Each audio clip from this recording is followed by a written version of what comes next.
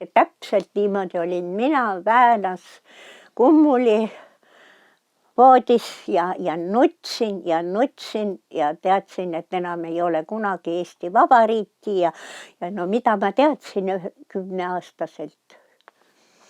Aga see oli meil kuidagi niivõrd ilma propagandata, vaid lihtsalt see oma riik oli veel niivõrd inimestesse südamesse juurdunud, eriti pärast 20. aastapäeva, mis oli minu meelest Eesti rahva kõige suurem juubeldus, mis üldse iial siin on peetud. Ma veel nii mäletan 38. aasta 20. vabariigi aastapäeva, kuidas rahvas nii-öelda joovastuses mööda linna kõndis. Oli ju 41.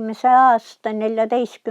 juuni, oli see kohutav küüditamine, seda terrorit, mis siis algas, kui tuli Vene võim, seda ei osanud Eesti rahvas oodata ega kujutleda. Ka mitte need, kes olid niisugused roosad või poolpunased või kellel oli propaganda külge hakanud.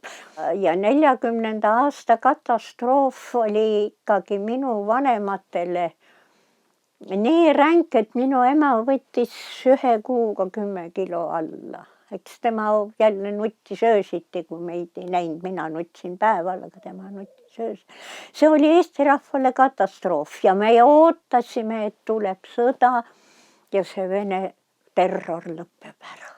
Minu isa oli sakslaste suhtes äärmiselt kibe, aga 41. aastal me muidugi tervitasime neid nagu päästjaid, sest et tõepoolest, ega nad juute korjasid, aga see oli salaja.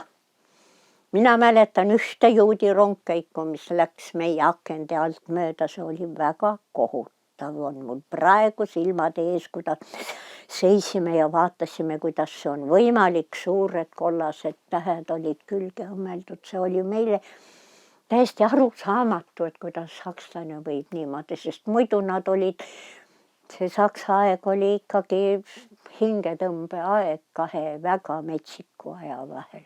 44 läks ju jälle lahti.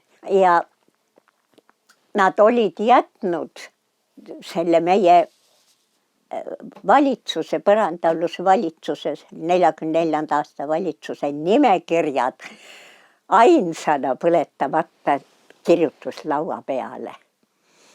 Ja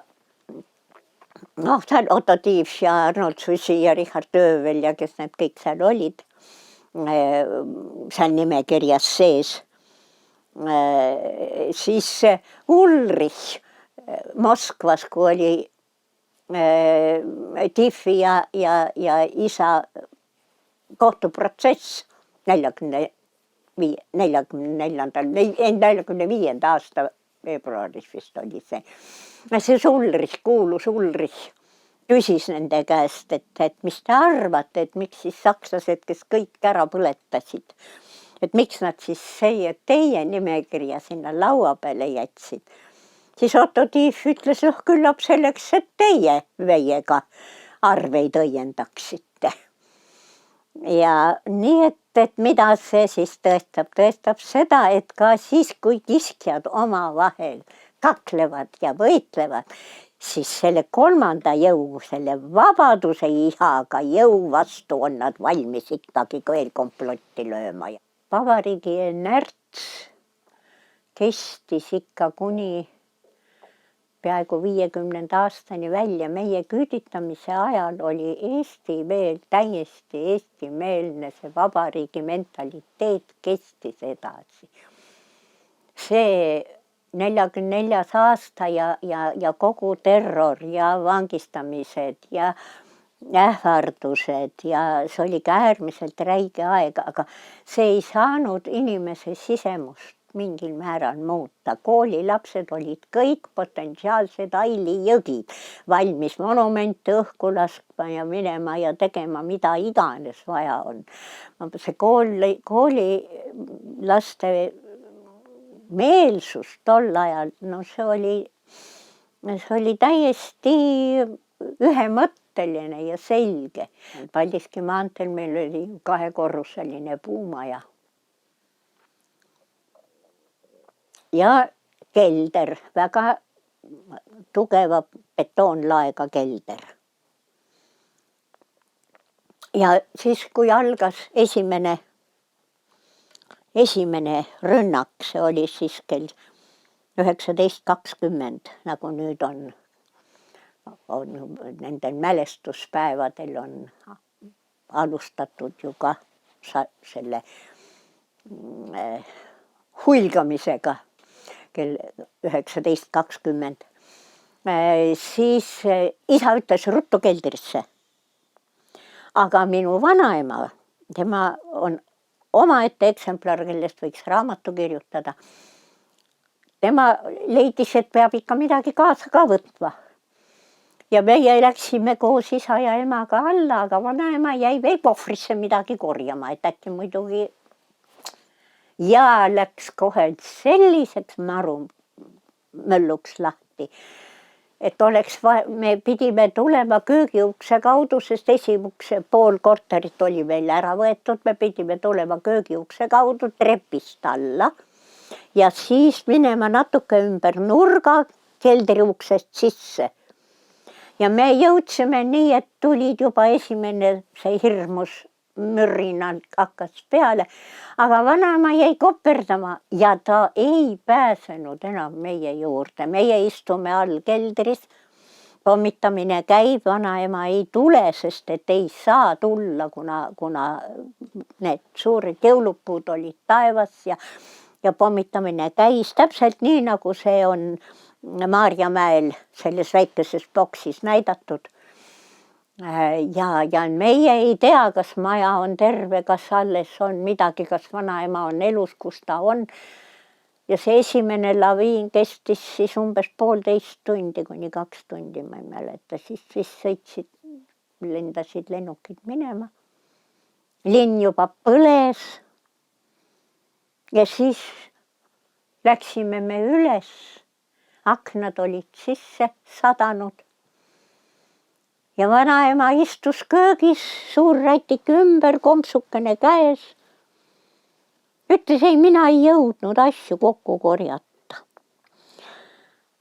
No ja siis meie läksime veel vennaga jalutama, kõndima mööda Paldiski maanteed. Isa ütles, ärge minge, tuleb teine hoog veel, ärge minge. No me läksime natukene maad, vaatasime, kohutav tulelõõm oli juba linna kohal. Siis tulime tagasi ja tunni aja pärast tuli see teine ablava, see, mis oli hullem veel.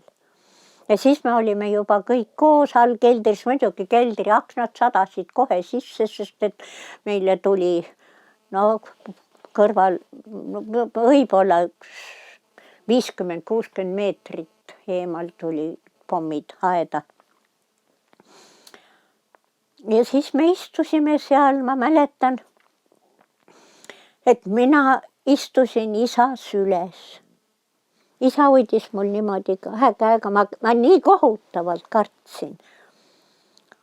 Aga ma teadsin, kui ma olen isa süles, siis minuga midagi ei juhtu või kui juhtub, siis saame me mõlemad koos surma. Ma seda mäletan, et ma ei saanud isast lahti lasta kuidagi moodi ja muidugi oleks tema tahtnud püsti tõusta ja tahtnud minna vaatama aga kuna ma olin nii hirmu täis ja nii klammerdusin tema külge, pea tema põues ainult need kohutav mürin ja paukumine käis. Ma ei tea, miks ma siis nii meeletu arg olin.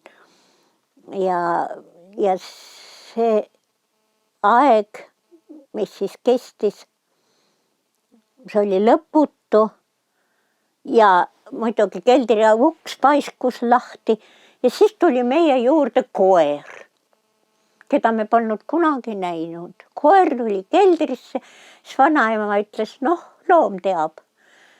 Meie maja jääb seekord püsti.